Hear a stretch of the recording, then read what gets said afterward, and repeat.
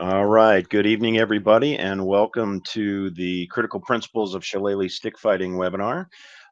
We wanted to give a minute or two just for folks to get logged in. We had a pretty large group for registrants and wanted to give everybody an opportunity. So I'm going to go through some quick housekeeping items. First off, we're recording the webinar, so everybody will get access to a link after the webinar is over that will allow you to go back for a replay if you were here. And then for folks that registered and were unable to attend, they'll get a link they can access the recording as well. So we want to make sure that everybody had access to the information.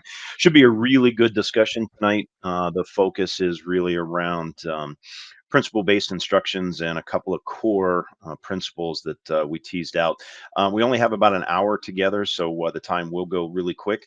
If you've got questions or comments, please put it into the chat. We will do. And and and actually, guys, as a technical item, why don't you tell us who you are and where you're from in the chat to make sure you both know where to find it and that you can hear us and we're not just a couple of talking heads on your screen.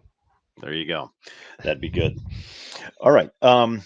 And then everybody will be on mute, so we won't have any background noise. So again, if you want to ask a question, just go ahead and drop that into the chat, and then we'll do our best to answer those as we go. If we miss any of the questions during the webinar, we'll follow up with emails, and we'll do a quick list of all the pertinent questions that showed up and share with everybody as well. All right. Looks like we've got Pittsburgh, New York, New Mexico, Australia. Caleb, you might get the prize tonight for furthest away. So appreciate the effort to join. Let's see, we got New Jersey, Colorado. All right, awesome, all over the place. So let's do this. Talk about the agenda. So we'll do some quick intros on myself, Brian. We'll talk about our other senior instructors. We're going to spend time on the importance of principle-based instruction as a way to learn any system, whether it's ours or somebody else's. And then the three big core principles we're going to spend time discussing tonight will focus around big frame, small frame, pair training, what that concept is, how it applies to your training, whether it's live or whether you're remote, doing it on your own, distance learning, whatever the case may be.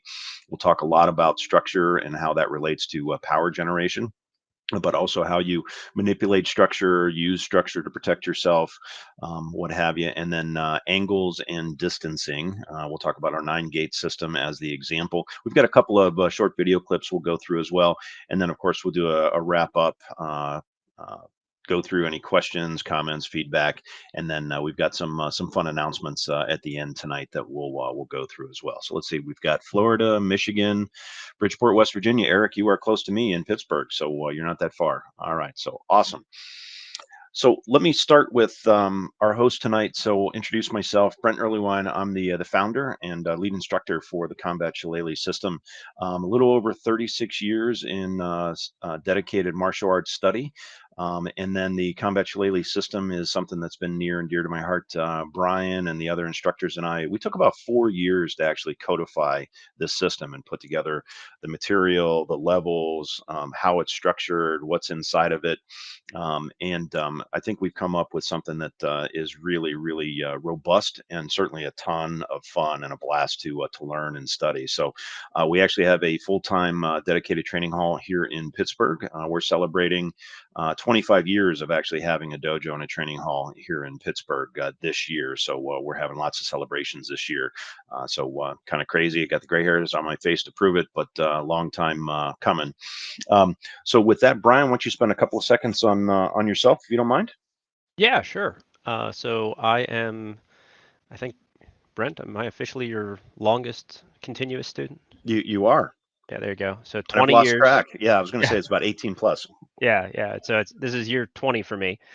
I've been training in martial arts not just 20 years, but full time. And you'll hear lots of people say I've been training 20, 30 years. I've been training at least 5 days a week for the past 20 years. So at a higher level of density, and I travel around the world and do that sort of thing. I am a FFL, a ATF authorized manufacturer of firearms and a gun dealer. And then we have a lot of fun with our traditional martial arts stuff as well. And then the time we spend with Combat Shillelagh, it's the purpose of training to me is to make it viable in real life violence. So we're not doing this for trophies or to look pretty or anything like that. And the sources that we seek are people who use violence professionally. So yeah, that's me. Perfect. And Brian touches on a good point, and we've had the luxury and the opportunity to train with real world violence thought leaders and professionals, people like Rory Miller, Mark McYoung. So it lends an aspect to our studies and what we teach and what we offer that maybe is slightly different than what other folks bring to the table. So Nick Carrington and Garrett Haynes should both be on, but unfortunately they may be muted on lines. I don't know if I promoted their profile to actually presentation, but Nick and Garrett both, again, long-term martial arts practitioners in general and longtime students here with myself and Brian. So senior instructors, they typically are part and parcel of any of the live seminars that we do, any of the live classes. They're right there front and center and helping to deliver and instruct. And then I do want to just kind of quick shout out. So Nick said, "I'm here, sir." So glad, Nick, you are here. Thank you for joining. I tried to promote you for moderator. I probably should have done that before the presentation started. I apologize. But I just want to do a shout out. So as a system, Combat Shillelagh, we now have students in 36 states in the United States and 21 countries and counting. So it's been a heck of a ride and very enjoyable and just a blast. And seeing that growth over the last couple of years, and a mix of both the distance learning and then the live instruction as well. So really appreciate it, and a sincere thank you for everybody that's a active student. If you're not an active student of ours, this is still really pertinent information. I'll have an opinion as we go into the principles that, this applies to whatever you study. It is not just for shillelagh or Irish stick fighting, but these are things that are universal in nature and really critical from a learning perspective, and then framework on how you study and what you study. All right, with that, I want to make a shift to the actual content. So I want to spend a couple of minutes on principle-based instruction, the idea of what it is, why we do it, what it means to you. Brian, I don't know if you want to get started. Otherwise, I'm happy to dive in on it. How about I do a negative first Sure. and talk more about how most other systems are taught. Most other systems are taught, whether it's Asian martial arts, European, any kind of codified system. They usually teach a series of techniques, and you can think of that as using a comparison to math. It's memorizing the answers. So a punch comes in or somebody strikes you with a stick, and you have answers 1, 2, 3, 4, and 5 for it. And these can be very, very effective answers, but from a application of real violence standpoint, it has some issues. In real life, those attacks don't happen the way that they were scripted, and we have to be able to do that math really, really, really fast. And most of the time, it's not how our brains work. And so to apply that, I've learned 50 techniques over 30 years and be able to use that in a real situation requires an exceptional amount of effort. So we need a different method if we want to be able to train ourselves relatively quickly to potentially survive in a real life violent situation. Yeah, there's a phrase that you'll hear that we use all the time in classes and seminars that effectively self-defense is high-speed problem solving, right? So the challenge with approaching any subject matter in terms of, hey, here's my kind of menu of techniques or answers to potential problems, is one, there's so many of them, right? So that's not the commonality, right? These are all these answers you can put in your tool bag, and you end up in this little bit of a trap on trying to memorize a whole bunch of techniques that may or may not be appropriate in the moment. And the real challenge with that is can you come up with the right technique to answer that particular problem or that version of the problem in a real life encounter? And when you get into how the human brain kind of works and how we process information and how long that takes, we're not going to get into that really deeply tonight, but it's a critical component as well. And just human reaction time. You don't always have the luxury of to go, okay, hang on one second. Let me go through my list of, techniques and answers and try to come up with the right one.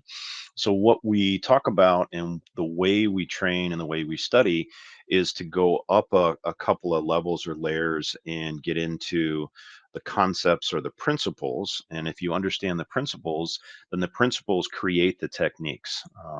So it's a much deeper way to learn, and then it's a faster and more effective way to apply the learnings, because the techniques, quite frankly, can be born in the moment. Right, you don't have to memorize the technique, but if you understand the principle behind the technique, then you can create that technique when and where you need it. So we spend a lot of time on this because it's a we think our opinion, and I think that's held up over multiple decades. It's a more efficient way to learn. It's a deeper way to understand material, and in the moment when you start to pressure test it, it ends up being more effective when you go to apply it. Brian, anything else you want to add to that? No, I think that's pretty thorough. Overall, if you guys have never heard of this before, so the examples we'll give you next will hopefully make it make a little bit more sense. But this is a entirely different way of approaching martial arts training. It's we aren't concentrating on like how do I hold the stick or what's the exact direction the strike goes in. Those are technique specific items. Instead, we look at the mechanics and the overriding principles that make those answers valid. And so, Yeah, so I'll add a comment, then I'll go to the next slide. So anybody that's ever done any sort of business skill training, or business models, business planning, you'll hear terms like goals, strategies, and tactics, right? So another way to use terms that mean essentially the same thing is the difference between a goal and a tactic. So my goal might be to stay safe, cover my center line, whatever the instance might be, and then I have lots of tactics that I can then utilize to accomplish that goal. So again, it's a little bit of a shift in a mindset on how you approach your training, and then again, we think it's probably one of the most effective ways to learn, quite honestly, for anything that's physical or martial art related. So. We like to go through this. We use this model all the time as well. We're a big fan of frameworks. One, it maybe helps you understand concepts a little bit easier, or put them in kind of the right spot in your brain. So if you're a brand new student for whatever you're going to study and you're walking through that front door, you're really kind of starting at the bottom of this pyramid. And you're in a mindset or a mode of really unconscious incompetence. You have no idea what you don't know. So maybe you're excited, you're all fired up, you're ready to go train, but you really just don't even know what you don't know. There's another phrase you'll hear in certain circles, unks or unknown unknowns. But the idea is you don't even know what you don't know, right? And it's okay, right? Everybody has to start somewhere. Brian and I and Garrett and Nick, we all started, way back when, and had no clue what we were doing. And this is the level that you start.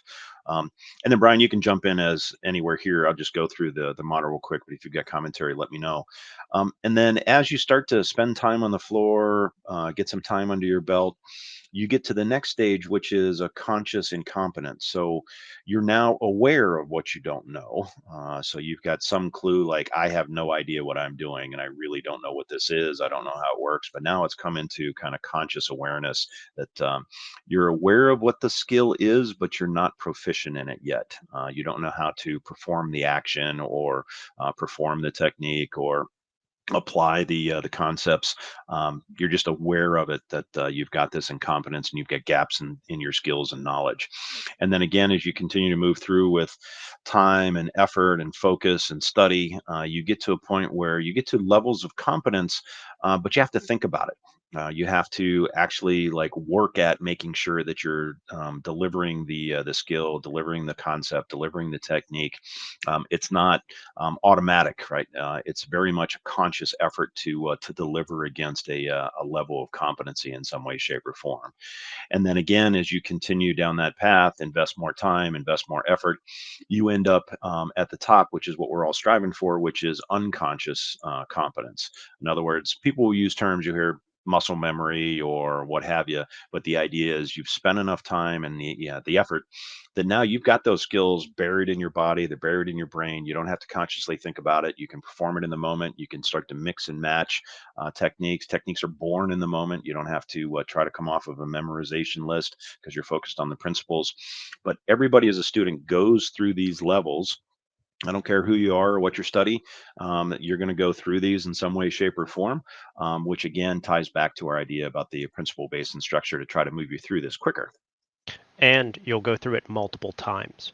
Every time a new Ank is discovered, we got to start over and do it. And what we call unconscious competence, and another way to say that is it is a conditioned response. And you only get so many of those. Our subconscious only has so many reactions. Uh, and when we rewire our subconscious to respond in a certain way, we got to be real careful about what answer we picked. And that's what gets down to the difference between different martial arts and different systems. You wire a certain response. If that response works most of the time, it's very effective for maybe real life violence. But that's like Brent just mentioned, it's goals and tactics. When we're doing conditioning, we have to be extremely clear about what the goal we're conditioning for is. Because if I'm trying to win a bar fight or some kind of formal duel, I'm going to condition very different responses than if I'm fighting for my life and I happen to just have a stick. Absolutely. All right, so I want to make a shift to really one of our core principles. Brian, I'll have you start, but you can think of this as how to train. So, look, we've got a mix of folks that are live. They train full time. We do classes 3 days a week here in Pittsburgh in our main training hall. We've got folks that are in distance learning format of some kind. So maybe they're off training on their own, or they've got a small group, training with a friend, training with a spouse, or maybe they show up once in a while for a live seminar to try to sharpen skills. But the intent here is really to have a good discussion on ways that you can train to really understand body dynamics, understand things like proper structure, power generation. And again, this is a little bit of a process, but it's a framework that you can use to apply to your training. So these frames, these training frames, are for what we would call the prime weapon, your body. This is all about the body. So we're doing, of course, Irish stick fighting using a shillelagh. That is any weapon that we have is a force multiplier to our body. Even a firearm requires hand-eye coordination and the capacity to do a correct trigger press. Without the body working correctly, the weapon is useless and it can't do its job of multiplying your power. So the training frames are to help us maximize our use of power and use of our body. And then we can get a lot more out of the weapons that we choose. So the first frame, the big frame, is where we need to spend probably 80% of our training time. And I know a lot of you guys are doing distance learning. So, good news on big frame, it is not done with another human being. You do it all by yourself. It's not shadow boxing. We're going through a series of motions, very, very large.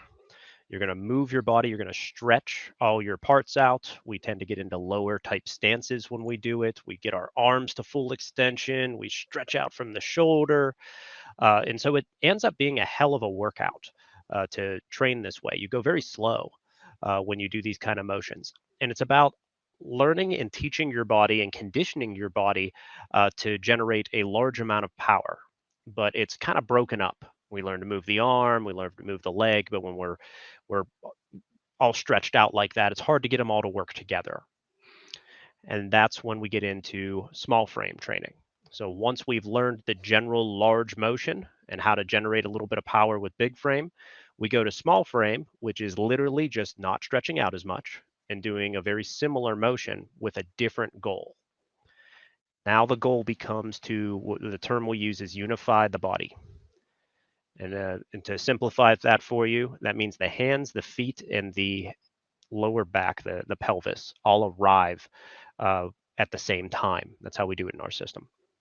And go ahead. Yeah, so I'd add around the big frame, moving into the small frame piece, that it's a way to look at and practice material in an let's say an exaggerated shape or form, because what you're trying to accomplish and understand is what does it really take to do a proper motion of whatever it might be, right? It's moving your body. It's what does a strike actually look like? What does a block look like? Whatever the case may be, but it's over exaggerated because you're focused on all those minute details to get it right.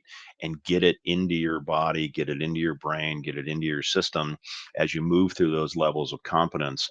What we find is if you're not doing this big frame way to look at material and practice material, then you're probably shortchanging yourself, or even, at the end of the day, maybe lying to yourself that you really understand how to move properly, and move correctly. And you'll hear people say, "Hey, slow down, try it again." But the whole point of slowing down is slow down and make it overly large, so you can really understand the body dynamics of what's going on inside of whatever you're trying to practice. 100%. And so the small frame, we're trying to unify that body, get everything moving at one time, having it all arrive together. In our system, we will typically take a step when we do a strike because it's not the lever, not the stick doing the hit, but it's our entire body driving a lever that magnifies it, 100 times more. But if I take that step first and then I wind up and swing, I've broken that entire power generation, and it's going to be a lot less efficient. So the small frame practice, which makes up maybe another 15% or so of the time, so 80% on big frame, 15% on small frame. Again, it's done by yourself and with the goal of just getting everything to move at once. This is where you start to look for a smooth movement. This is where, if you were going to record yourself, you could actually make the movement look pretty. It could have a degree of fluidity to it and a bit of a flow. In big frame, we're not going to have that. It's all disjointed and just about generating power. And then our final frame that we look at is pair practice, where we add another human being in. And that's where we focus a lot on that in our seminars and our training within the school, uh, because we don't have partners all the time. We have partners at our full-time space. We have partners 3 days a week, and I don't want to waste the time I have with my partners. So we do a lot of pair training. Our seminars are almost entirely pair trained. We do a little bit of this uh, big frame, small frame stuff to get you guys the idea of it, but we take advantage of our time to work with other people. That's our force on force. It's where we test our small frame movement against another person and see if it worked. Yeah, so the pressure testing, and the pressure testing, isn't necessarily always about, hey, let's go fast, let's, beat the crap out of one another, but it's really pressure testing our own understanding of whatever we're trying to reproduce in terms of movement. And if it falls apart for whatever reason, then the feedback is always, then you back up, you go back to big frame, you practice whatever that movement is in a big frame fashion, right? Over exaggerated, overly large, trying to understand it. And then if you feel comfortable or it looks like you're moving in the right direction, then you go into small frame from a practice. Then you go back to pair training and pressure test again. So you're always bouncing back and forth between these, either as you learn something new as a concept or a principle, or as you pressure test it to go, you know what? That really was a little sloppy. I had this going on. I had that going on. That's not really what it needed to be or should have been. So, you know what? A timeout. Let me back up. Let me do this, kind of on my own, big frame. So, I've got a short video clip, but I'm going to preface this to say that this is an example of big frame. So, when you look at it, this is all about not necessarily, hey, it's a John Wick movie and this should be a really cool clip and showing how to hit somebody with a stick. Rather, this is a big frame example to go, this is how we really over exaggerate the movement to understand how do we link hands and feet together? How do we deliver a strike in this particular example? So I want you to see it where it's overly exaggerated and really huge, quite honestly, in terms of shape. So let me do the quick video. I think it's maybe, I don't know, 15, 16 seconds. It's really short. Go this way. Here.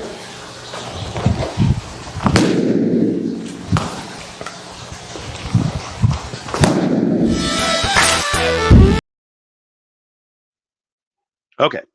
So hopefully that came through okay, looked good on my side, but you saw that as this really big extended kind of strike. And the intent was really, what are the body mechanics behind delivering that strike? Real power generation by moving the body in unification with the stick in that example.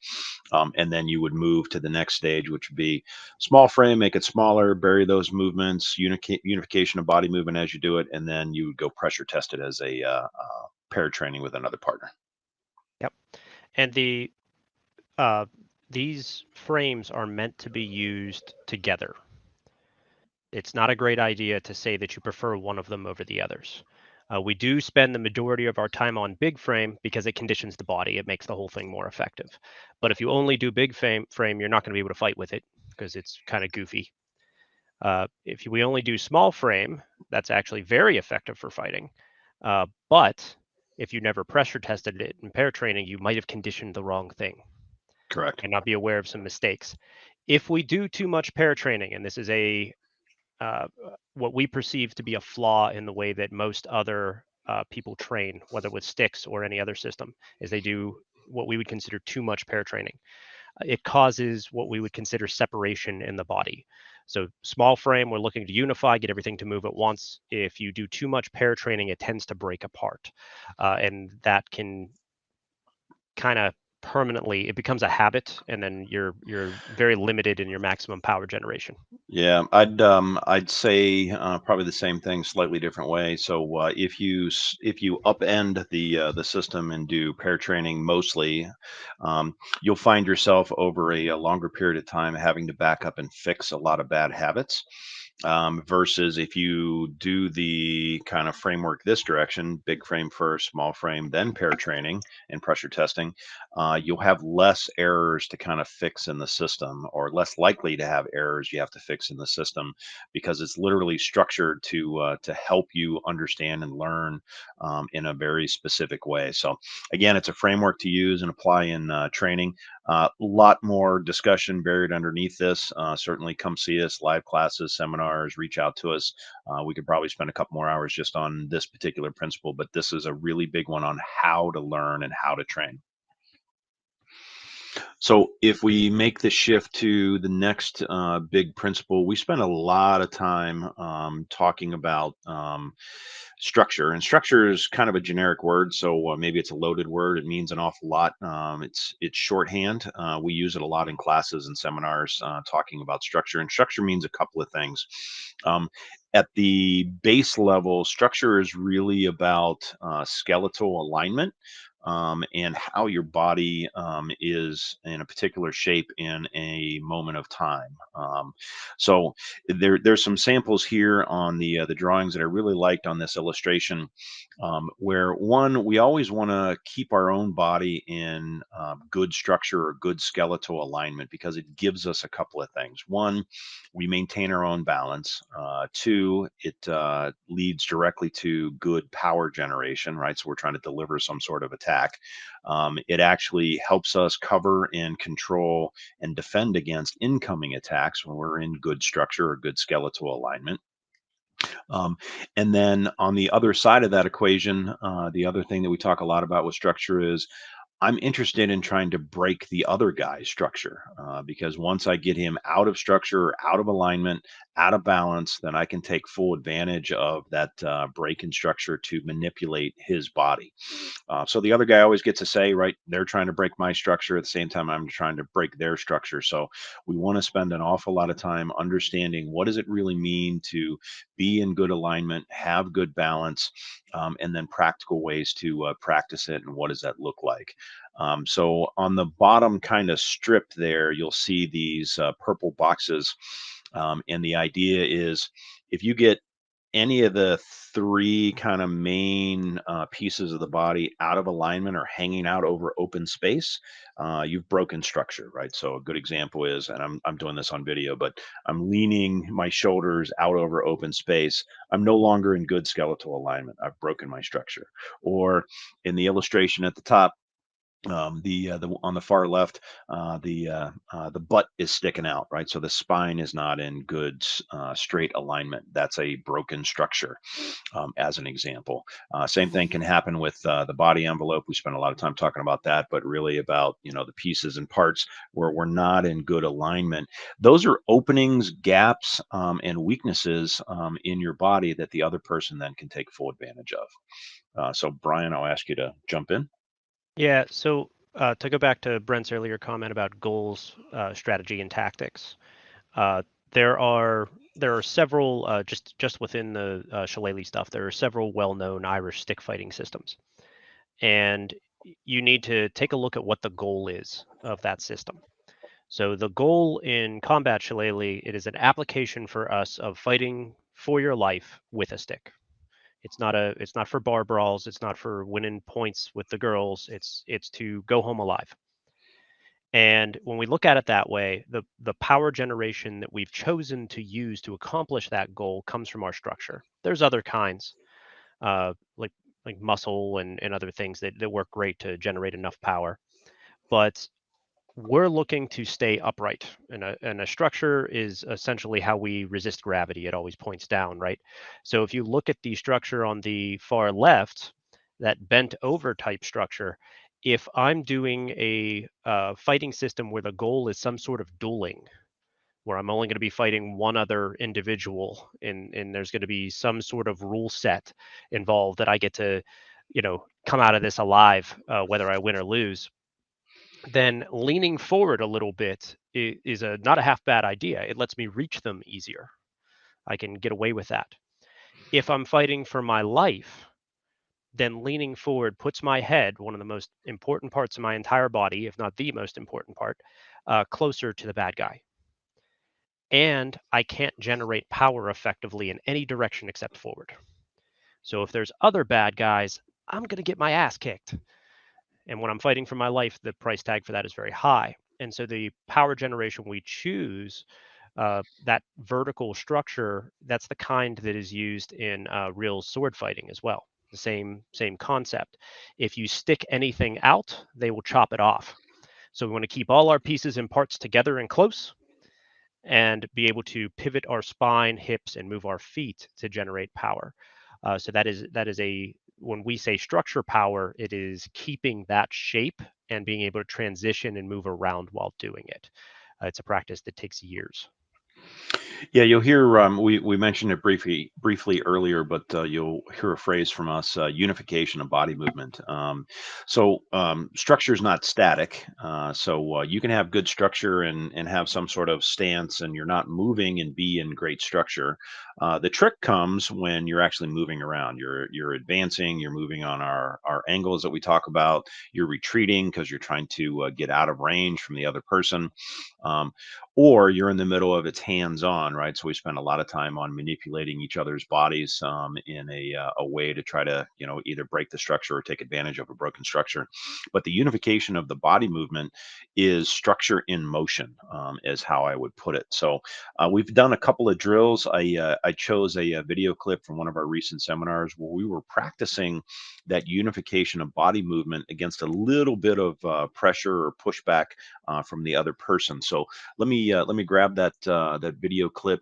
Again, it's really short. It's under a minute. I think it's 50 seconds or so. But let me bring that up. Same idea. We make this contact point. You're going to want a bit more of an angle, and keep your elbows by your side. You can get whacked in the face doing this, so make sure you keep your structure right. Okay. And then we will clearly define attacker and defender. It's me this time. Right? And so hold that structure, and I'm going to use my body instead of my arms. They stay where they are to move him. Just keep this shape, and off we go. Okay. Just for safety, right? We make it so you're not hitting each other. We'll get to that whole lot in just a few minutes, right? And then I'm not using my arms. It won't work as well, so Kevin's resisting me. I can't push him effectively like this. Instead, I just hold my structure, elbows at my side, and move my whole body as one. And it transfers. Okay, so sorry I did the clip before the exit on the video with the audio and the music. That's a really good example of it's the body that is delivering whatever we're doing, right? So it's all moving at the same time. So Brian called out it's not just upper arm movement, which I think also is a trap that people can get into, but you're delivering something with the entire body all at once. So in that particular clip, what you saw was Brian was not using just the arms, it was the feet, and the rest of it was staying static or staying in structure, and he was still able to move that opponent. Now, obviously, that's just a drill. It's just showing the concept or the principle. But the reason that we do this is it's directly related to generating power. And there's a couple of ways that you can generate power in whatever system. A really common way to generate power is through some sort of spinal rotation. But the big one there that was in the video as an example was actually using the feet or that unification of body movement where you're actually delivering the strike or the block or whatever you're doing with the entire body all at once. Everything is moving at the same time. You'll see and hear us in class. It's like bring your ass with you.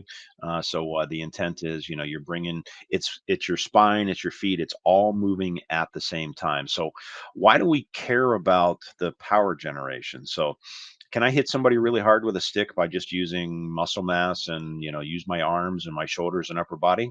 Sure.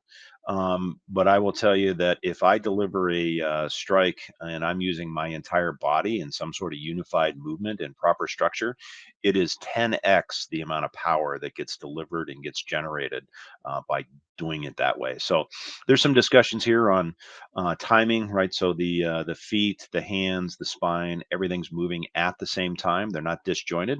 Brian made that comment earlier. It's not hand first and then foot later, or foot first and hand later, but everything is landing and delivering at the same time. And the idea is, think of it as your spine and your feet are delivering whatever that motion might be, whether it's a strike, whether it's a block, whatever the case might be. Brian, anything you want to add to that?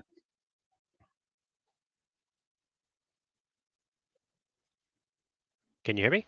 There you are. You were on mute for a second. Yeah, so we choose to basically, because we're stick fighting for our lives, we don't want to stick a lot of parts out because they tend to get hit really hard and broken or grabbed and manipulated, and that leads to us, dying. So not a huge fan of that. So we keep the spine very, very straight, and our movement with that spine, which the hands, feet, shoulders, all that, and feet, that all goes together in one. It shifts all at once. So all of me, if I'm going to hit somebody, all of me goes forward at once with the lever to magnify the force. But just as important is if I need to get out of the way, I draw my spine back and all of me gets out of the way at once. I don't take a step and leave my head forward Yeah. or leave my arm out, because guys, we blunt force trauma is a hell of a drug. It smashes bones really badly, causes immediate mechanical compliance, and leads to shock. So getting hit in the arm may not kill you, but it's going to make it really difficult for you to deal with the follow-up strikes. So we want to avoid getting a significant blow on us when we're dealing with these kind of weapons. So unification of the body helps protect us.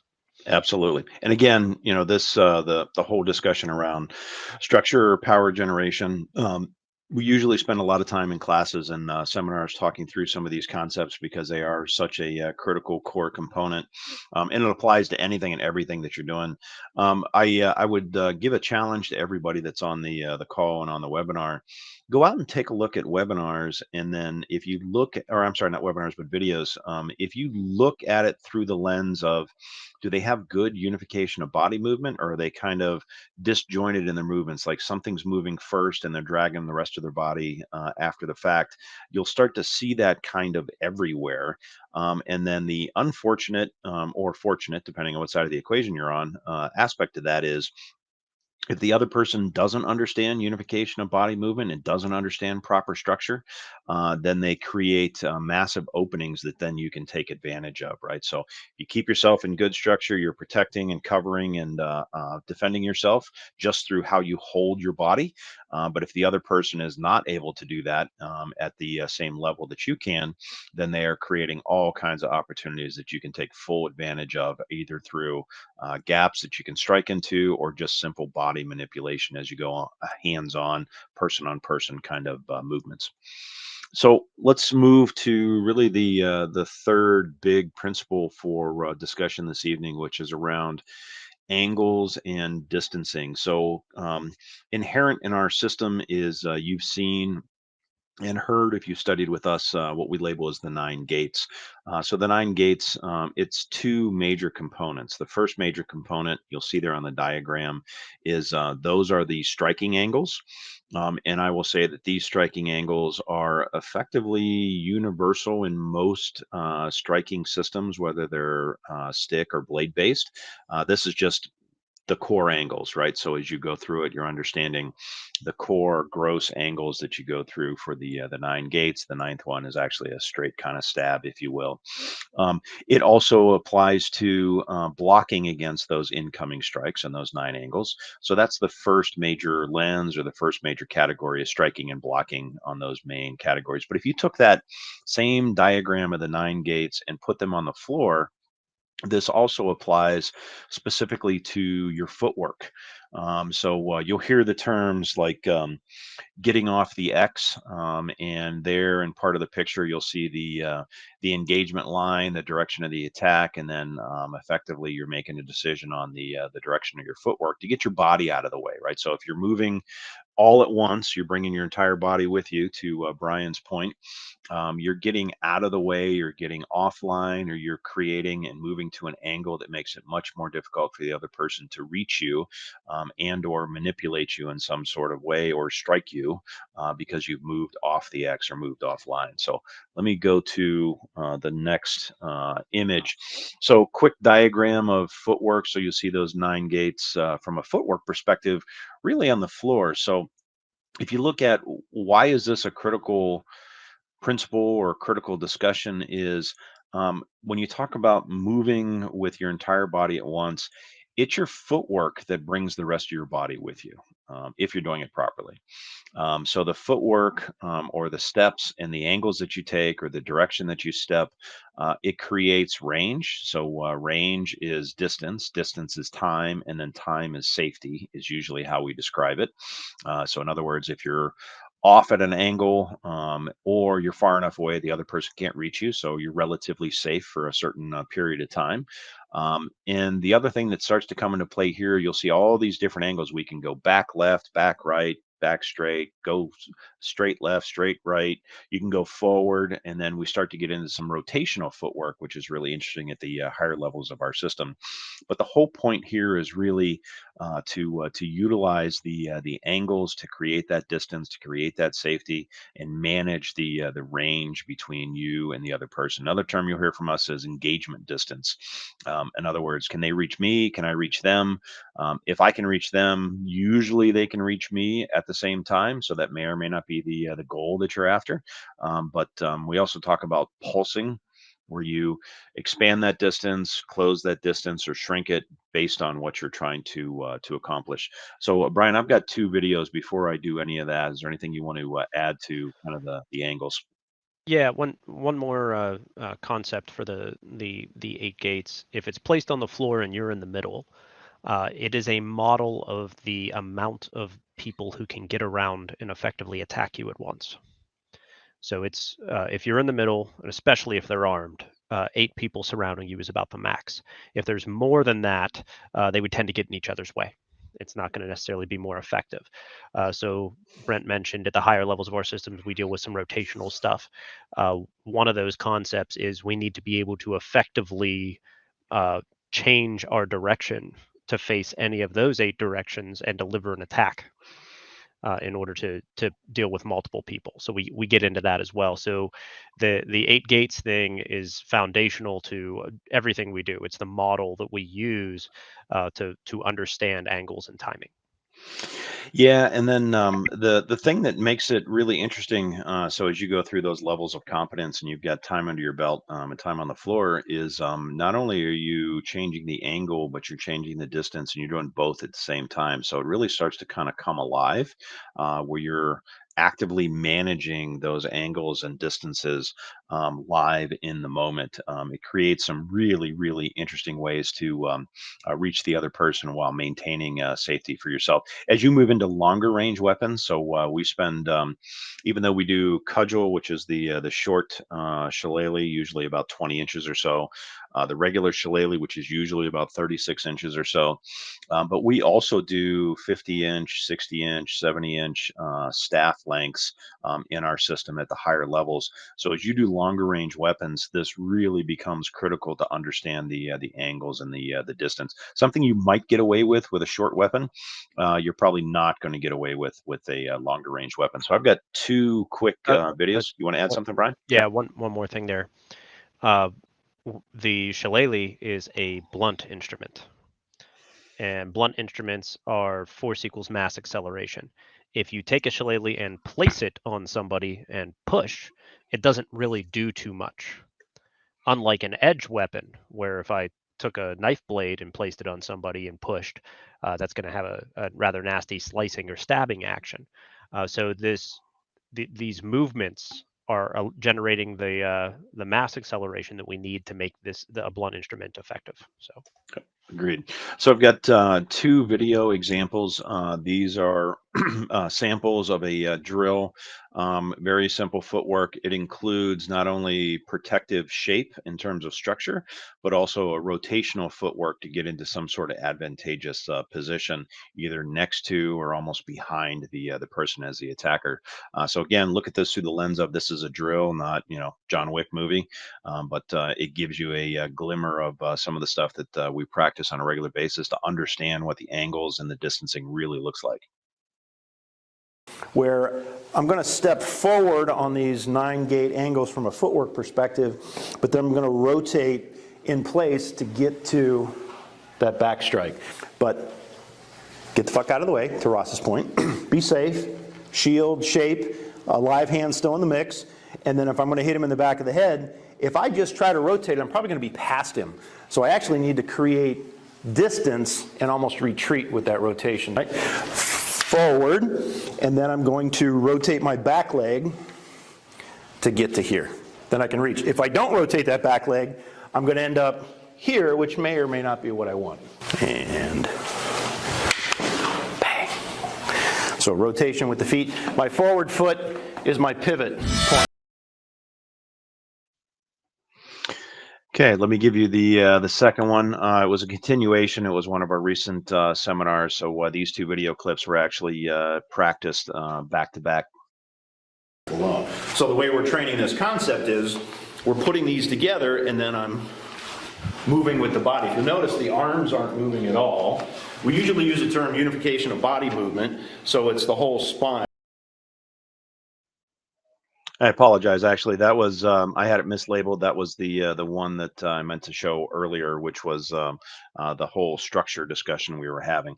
But the first one that we just showed a few seconds ago, giving you an idea of these 9 gates. If you put them down on the floor, moving to those angles and doing distance, making it larger, shorter, closer, further away as you go, makes it really, really dynamic.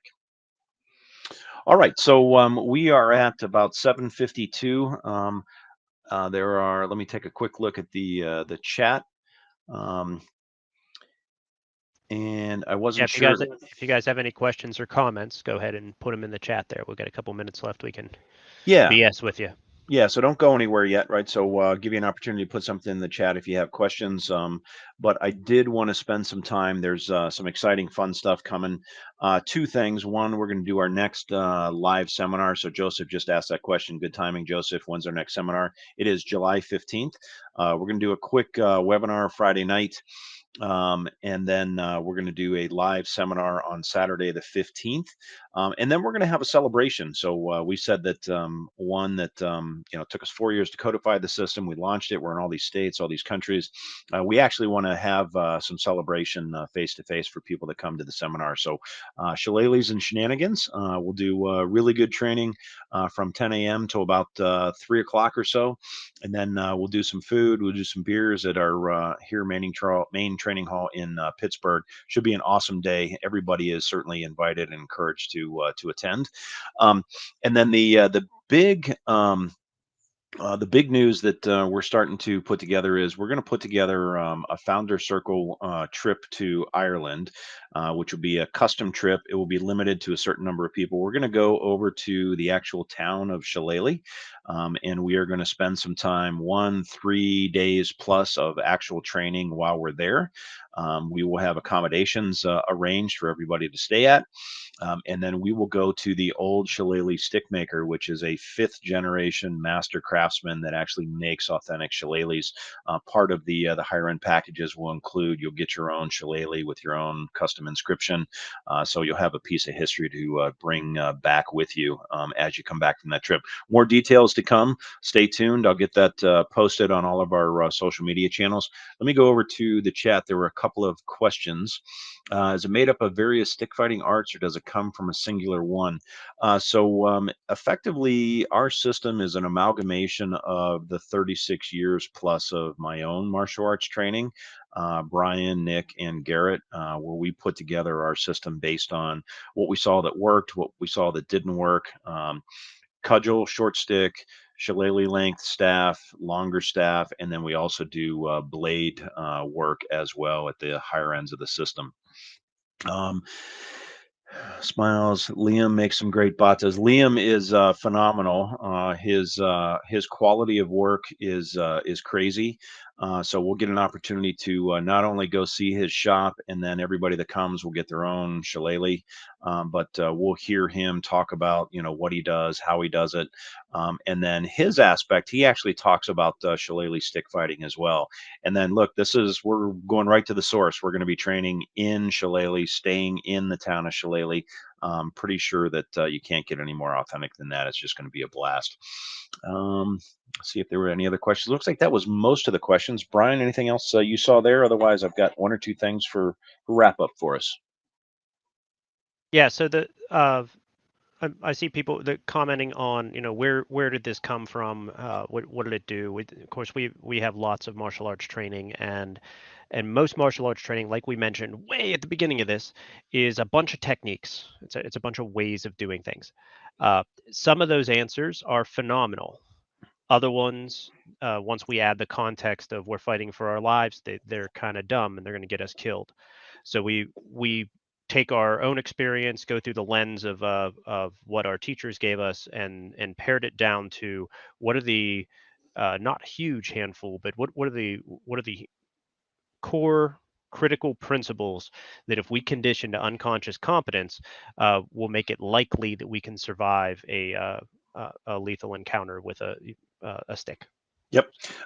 Two additional questions. I just want to call out Stephen ask, participate in a weekly New York City Irish Stick meetup group based on the Doyle system. Any relation to you?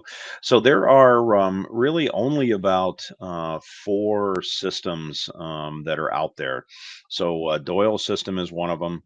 A gentleman from Newfoundland with Irish heritage, supposedly a traditional system. And they have very particular ways that they move and goals and techniques on what their system is really all about. There's a bunch of Doyle practitioners out there. We are not a Doyle system. The other one that you'll see is Antrim, Bata. I believe Maxim is based out of France, if I remember correctly. He's another system that's out there, supposedly a traditional system. And then a third one that's cropped up recently is Keegan as a system, and then Combat Shillelagh. So those are the only 4 that I know of. Ours is fairly well codified. So ours is a modern day take or a modern day interpretation based on, again, 36 years plus of martial arts experience and staff and blade systems.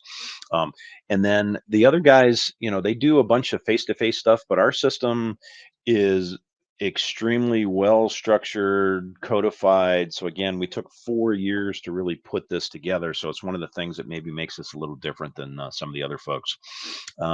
Doyle's a boxing based system. Yeah, that's an accurate assessment, Nick. It's basically boxing with a stick, maybe is the way I would put it. I don't know how much they do body on body. And look, every system typically is going to have strengths and weaknesses. The point tonight is not really, what's good, what's bad. Everybody has their own approach. That's perfectly fine. I'm friends with an awful lot of people in the Doyle system. John Border, for example, that runs the Irish Stick Group. It's just really what's the goal of the system. Ours is really based around a combative, real world violence kind of perspective and principles, which is what makes us maybe a little bit different than some of the other systems that are out there. And then the last one, Nick, I think you saw, I saw Yoko Minucci from Aiki Joe in the last video. Look, there's only so many ways the body moves, there is going to be some commonality. So again, if you look at it from a principle perspective, those principles are going to be fairly universal across systems and martial arts, which honestly is really kind of the core point of the discussion this evening. Yeah, one of the more useless things that happens with any kind of martial art type discussion on the internet is some systems better than the other. It's just an absolutely pointless bit of mental masturbation. When it gets down to it, all systems have a degree of validity. Yeah. The question becomes, what is their goal? Combat Shillelagh would absolutely suck if your goal is to win some kind of stick fighting tournament competition. We don't even know how to deal with rules. I wouldn't have a clue what to do if you told me I wasn't allowed to, throw the stick at somebody's face and shoot them twice. I don't even know how to behave. Or use a stick and a knife at the same time, right? Yeah, it's just we don't know how to deal with that. In the same way, the people who practice dueling systems may not do very well in a situation where they had to fight for their life with a stick against somebody who is going to die if they don't actually win. So the goal becomes an incredibly important baseline to all of the training. Why are you doing it? What are you training for? What are you after? And so we try to be extremely clear. We did put it in the name, combat Shillelagh, not fight for status Shillelagh. There you go. So. All right, look, I know we're right at 8 o'clock. We actually did better than I thought we would in terms of staying on track. These are deep subject matters. One, I encourage everybody to reach out. We'd love to see you for live classes. Come to a seminar. I've had some discussions with some of the remote folks in the U.S. and around the world on hosting us for seminars. We will have a blast together. I guarantee that. And by the time you are done, either coming to us or us coming to you, your brains will be melting. Everybody always gets lots of value out of the time, probably more. I think I get more excited as I get older than I did even when I was earlier in the training and the concepts and the principles when we get together and actually train. So the things that I would leave you with. There are lots of ways to interact with us and see our material. We firmly believe in giving you as much value as we can. So if you're an active student, you have lots of material. You're certainly never going to be bored. We've given you hours and hours and hours and hours and hours of material to train and practice. But we have multiple social channels. We post material, video clips. You can reach out at any time, email, send us a DM. Always happy to interact with everybody. And I know not everybody's in our system, and I really appreciate everybody coming onto the call tonight. I think it's a good discussion, and I'm convinced you can take these concepts and ideas and apply it in whatever you're studying on a daily basis. So with that, we will wrap up the seminar. Everybody will get a link for the replay and a link for the recording, so you can go back through it at your leisure. Any questions, reach out to you. Appreciate it. Everybody have a great night, and we will talk to you soon. Good night, everybody.